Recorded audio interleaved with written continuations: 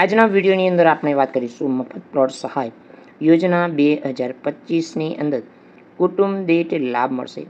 તો મિત્રો, સરકાર દ્વારા જે કેટલા વાર ચોરસનો જે પ્લોટ છે એ તમને મળશે, કયા કયા પુરાવા જોશે, નિયમ મુજબ. તો સંપૂર્ણ માહિતી જાણતા પહેલાં જો તમે અમારી ચેનલ પર નવા છો તો ચેનલને સબસ્ક્રાઈબ જરૂર કરજો. તો ચાલો મિત્રો, આજનો વિડીયો શરૂ કરીએ. તો મિત્રો, વિડીયોની અંદર આપણે વાત કરીશું મફત પ્લોટ સહાય યોજના જે 2025ની અંદર મકાન બાંધવા માટે તમને આપવામાં આવે છે. તો મફત પ્લોટ યોજનાના ફોર્મ ડોક્યુમેન્ટ એ અંતર્ગત તો ગુજરાત સરકાર દ્વારા 1972થી મફત પ્લોટ યોજના અમલમાં છે, જેના ઉદ્દેશ્ય ગ્રામીણ વિસ્તારમાં ગરીબ રેખા નીચે જીવતા જમીન વિહોણા ખેતર જે ખેડતા હોય, જે ભાડે ખેતર રાખતા હોય, ખેત મજૂરો છે, કારીગરો છે, એમને 100 ચોરસ વાર સુધીનો રહેણાંક પ્લોટ નિઃશુલ્ક સરકાર દ્વારા ફાળવવામાં આવે છે, જેથી તેમને પોતાનું ઘર બનાવી શકે. તો ગુજરાત સરકાર પંચાયત વિભાગ હેઠળ આ યોજનાનું અમલીકરણ કરવામાં આવે છે. 2025માં મફત પ્લોટ યોજનાના ફોર્મ ક્યાંથી મળશે અને ક્યાં તમે ભરવાનું રહેશે, સંપૂર્ણ માહિતી વિગતવાર જાણીશું. તો મિત્રો, 2025ની અંદર આ લાભ તમને મળી શકે છે. યોજનાના મુખ્ય ઉદ્દેશ્ય અંતર્ગત આપણે વાત કરીશું કે ગુજરાત સરકાર દ્વારા ગરીબને મફત પ્લોટ યોજના હેઠળ 100 ચોરસ વારનું જમીન આપવાનો નિર્ણય કર્યો છે. આ યોજના પોતાના લાભ નીચે મુજબના વ્યક્તિઓ લઈ શકે છે.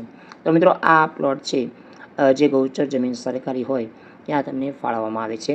તો આ માત્ર BPL રેશન કાર્ડ ધારકો છે એમને લાભ મળે છે, જેમની 18 વર્ષથી વધુ તમારી ઉંમર હોવી જોઈએ. જે અરજદાર ગરીબી રેખા નીચે જીવતો હશે તેમને આ યોજનાનો લાભ મળવાપાત્ર રહેશે. તો લાભાર્થી પાસે કોઈ પણ પ્રકારની જમીન ન હોવી જોઈએ.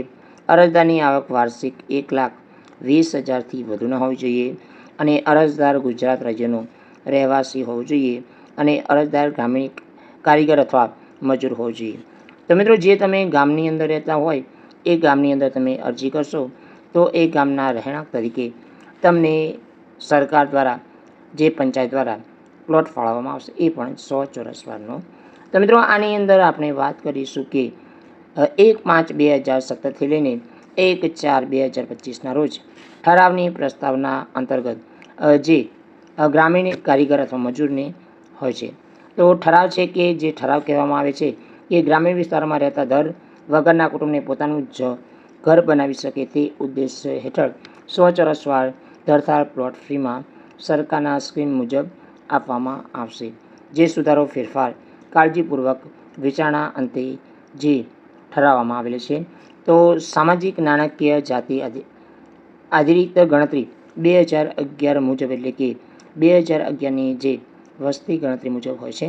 તો મોજણી માહિતી આધારિત રાજ્ય ઘર વિહોણા કુટુંબને ઘર સહાય યોજના આવરી લેવા તેમજ તાજેતરમાં PM આવાસ યોજના અમલ આવવામાં આવ્યો હોય તેવા રાજ્ય સરકાર વિવિધ હાઉસિંગ યોજનામાં અને અન્ય ઘર વિહોણા કુટુંબોને પ્લોટ ફાળવવાની જરૂરિયાતો ધ્યાને લઈ ગ્રામીણ વિસ્તારમાં ઘર વિહોણા કુટુંબને ઘર બાંધવા માટે સરકાર દ્વારા રહેણાંક માટે ફ્રી પ્લોટ આપવા માટે યોજના ઘરતાળના નિઃશુલ્ક પ્લોટ ફાળવણી અલગ અલગની જોગવાઈ અને જરૂરિયાતલક્ષી વિચારણા કરી અને સર્વગ્રાહી સુધારા કરવામાં આવશે અને ઠરાવ મુજબ તમને સરકાર દ્વારા જે વિચારણા કરી અને તમને પ્લોટ ફાળવવામાં આવે છે.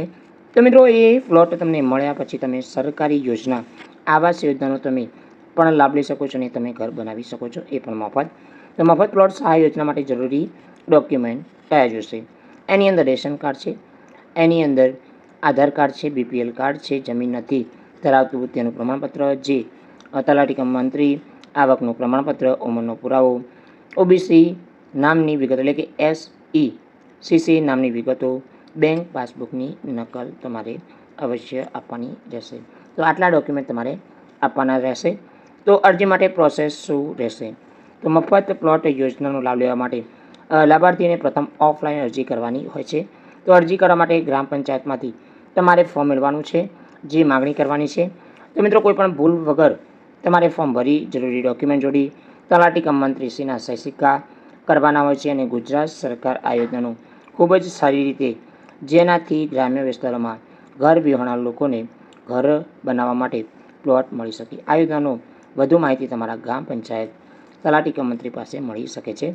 મહત્વપૂર્ણ માહિતી છે કે આ યોજના હેઠળ પ્લોટ ફાળવણી પ્રક્રિયા પારદર્શિત અને ઝડપી બનાવવા માટે સરકાર દ્વારા સમયાંતરે સુધારા કરવામાં આવે છે.